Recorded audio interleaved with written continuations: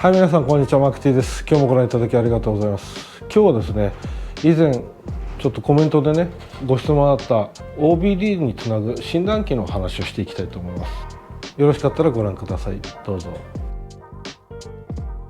ですね、まず最初にちょっと私今日鼻声なんで申し訳ないですね。ちょっと例のもの COVID になっちゃってもうじき切れるんですけど、今自宅待機ということでちょっとお聞き苦しい点が、普段から滑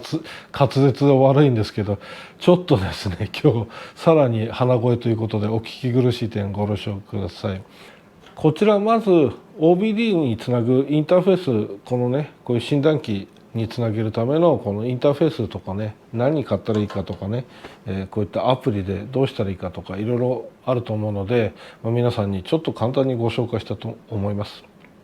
まずねこういった OBD につなぐ診断機って大きく分けて3つあって、まず1つ、昔からあるねこういうタイプのワイヤードの機械いろいろあるので、これはいろいろ昔からあって、その後こういったねワイヤレスでこう診断機につないでやるタイプが出てきました。これにもワイヤードがあったりとかするアプリはあるかもしれないですけど、大体今の主流なのはこういったワイヤレスで飛ばして iPhone とかスマホにインターフェースでつなげるっていうタイプのものですね。でそのつなげる方法が2つあって Wi-Fi か Bluetooth かってあります。で以前は Bluetooth ばっかりだったんですけど、今は Wi-Fi が主流なんじゃないかなと思うんですけど、僕は Wi-Fi モデルを使ってます。Wi-Fi の方が接続性もいいし通信も確実だということで、Wi-Fi を使ってる人が多いんじゃないかなと思いますけども、それは皆さん使ってみてどっちがいいか分かんないですけどね。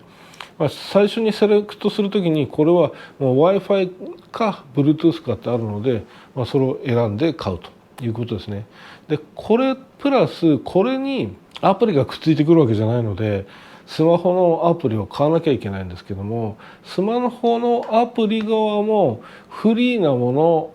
月にサブスク的に払うもの、あと買取タイプ、年間契約みたいなものがいろいろあるんですね。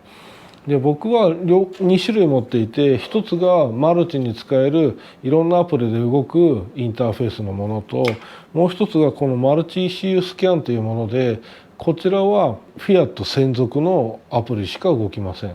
でこっちは年間7000円かかるのでちょっと高いのであんまり使ってないんですけど、これはいろんなことができます。でこっちはどっちかっていうと見て、データを見てエラーコードを見て消せるかどうかをチェックするぐらいに使ってますと。主にこっちを持ち歩ってて、どうしてもいじりたくなった時はこっちを契約して使ってるみたいな感じですね。でこれがあると便利なのは、まず出先とかでね、何かエラーコードが出た時にレッカー呼ぶべきなのか、そのまま走ってて大丈夫なのかなんていうのを診断する時に使ったりとか、あとエラーコードが出て何か整備した時、部品交換したりとか、例えば前回僕がやったみたいにプラグイグニッションコイル変えた時にもこれで大丈夫だっていう時にはエラーコードを消したりとか、あとは時々出てくる、何キロで出てくるか分かんないんですけど、スパナマークですね、整備点検してくださいっていうスパナマークが出た時もそれも消すことも可能だと。大体車屋さんに皆さん持っていくので、そんな自ら診断機必要ないよっていう方もやっぱり出先でエラーコードが出た時にちょっと不安になるじゃないですか。じゃあそのエラーコードってそんなしょっちゅう出るものなのっていう時に、日本車乗ってたらまず普通出ないですよね、多分。いやスポーツカーだったらどうか分かんないですけど、あんまり出ないなっていう気はするんですけど、こういったねアバルトみたいにイタリア車だったり、あとはそれをさらにいろいろいじってたりすると余計出やすいんじゃないかなと思います。僕の周りも結構エラーコード出る人多くて、しょっちゅうエラー出たとかね、みんな騒いでますけど、僕もなんでかツーリングに行ってね、標高が高い時に行った時に結構出たりするので、そういったことを考えた時に何が原因なんだろうか分かんないなって言った時にこれつないで、これはどこかが壊れてるぞとか、これはちょっとレッカー呼ばなきゃまずいなとか、この程度だったら走って大丈夫だよ、帰れるっていうので帰ってくるとかね、もしくはそこでこれはいつも出るエラーだねって言っても消してしまうとかね、いろいろできるので、これ1個積んでおくとすごく安心感はあります。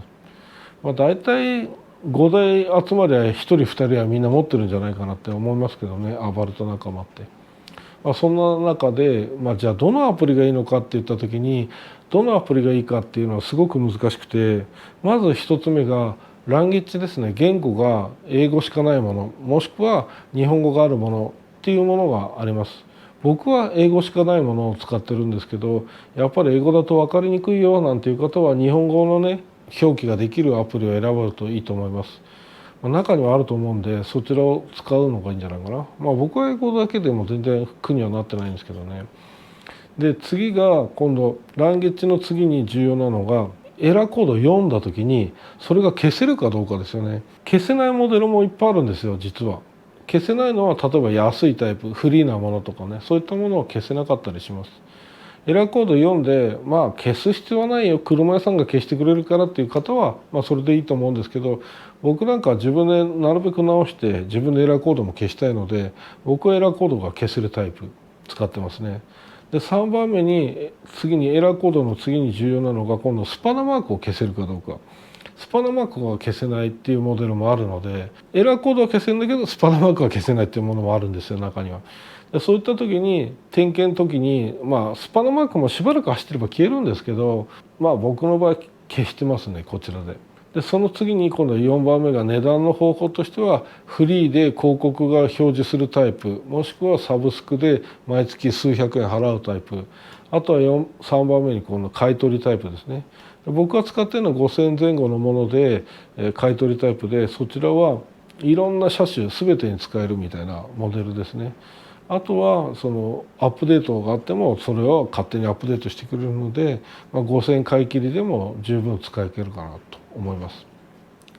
そういったところで値段も結構ピンキリですし、アプリもいろんなものがあるので、じゃあどれがいいかって最終的にこれだってベストは多分ないと思うので、僕のはちょっとこういった形で紹介しておきますけど、僕のがベストだなんて全然思いません。世の中に山ほどいっぱいあるので、皆さん周りのねご意見聞いたりとか車屋さんに聞いたりとかしてこれだっていうのを紹介してもらうといいんじゃないかなと思いますね。このねイタリア車専用のねマルティ CU スキャンっていうのこれすごく便利でいろんなことができるんですけど、ちょっとね値段が7000円毎年なのでちょっとね、すごくいい機能なんだけど毎年7000円使うかっていうところまでねそんなに僕も ECU いじらないので、その辺でちょっとまだそれほど深くは突っ込んでないんですけど、いずれねこちらも使いこなせるほどちょっといじれたらいいなと思うんですけど、これねパソコンタイプじゃなくて僕ね iPhone のアプリで動くタイプを買ったので実際そんなに深いことがいろいろできるかちょっと分かんないです。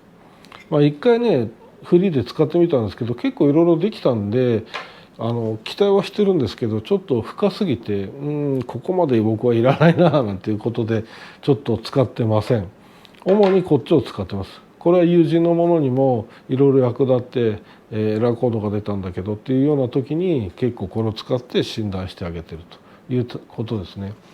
なのでそうやって皆さんいろいろね、選ぶ際に、先ほど言ったような接続方法をどうするかっていうこととか、値段を買い取りをどうするかっていうようなことを、またはランゲッジをどうするかなんていうことを悩まれて買っていくといいんじゃないかなと思います。アバルトに乗るんだったら絶対1個持ってた方がいいですよ。で車に絶対積んでおくと。そのね見ても分かんないよっていう人もいると思うんですけど、エラーコードさえ見れば今スマホでね検索して P なんちゃらなんちゃらエラーコードって出ればこれはなんかエンジン系のなんとかだなとかマップセンサーだなとかこういろいろ見れることができるので、そのエラーコードを車屋さんに電話かけて聞くだけでも安心感あるじゃないですか。それが車屋さんに持ってかないと初めてエラーコードをそこで見るってなるとねちょっと時間ももったいないしお金ももったいないということで、こちら使うのをお勧めします。使い方ねそんな難しくないですよ。これ接続してスマホとつなげてでつながったらキーをオンにしてエンジンかけずにねキーをオンにしたら診断ずっとしてくれるので、それで診断してでそれでエラーコードが出たらそれを見てくれるみたいな。もちろんエンジンその後かけて